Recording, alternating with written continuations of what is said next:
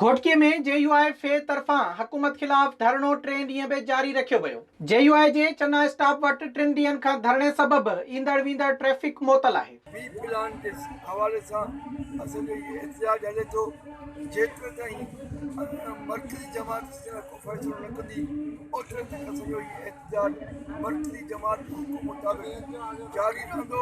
धरणे सबबि ईंदड़ मुसाफ़िरनि तोड़े मालबरदार गाॾियुनि जे ड्राइवरनि खे सख़्त ॾुखियाईनि खे मुंहुं ॾियणो पइजी रहियो आहे। होॾां धरणे ख़िलाफ़ ट्रांसपोर्टरनि मोहम्मद आरिफ, ख़ालिद, सादिक ऐं ॿियनि जी अॻवाणीअ में एहतिजाज कंदे चयो त हू 3 ॾींहनि खां बीठल आहिनि। खेनि खाइण पीअण लाइ बि कुझु न पियो मिले। हुननि चयो त संदनि गाॾियुनि मां सामान पिणु चोरी थी रहियो आहे, पर हुकूमत नाले का बि शइ नज़र न पई अचे।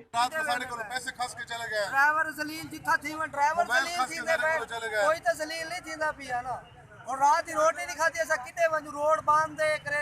अॻवाणनि मुतालबो कयो त धरणो ख़त्म कराए संदन ॾुखियायूं ख़त्म कयूं वञनि। विज़िट कयो अवामी आवाज़ मीडिया ग्रुप जी वेबसाइट awamiawaz.pk